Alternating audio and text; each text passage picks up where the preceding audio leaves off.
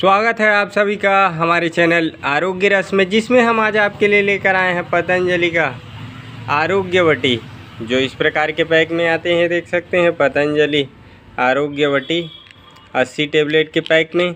और बात करें इसकी प्राइस की तो मात्र 60 रुपीज़ 60 रुपये में मिल जाएंगी।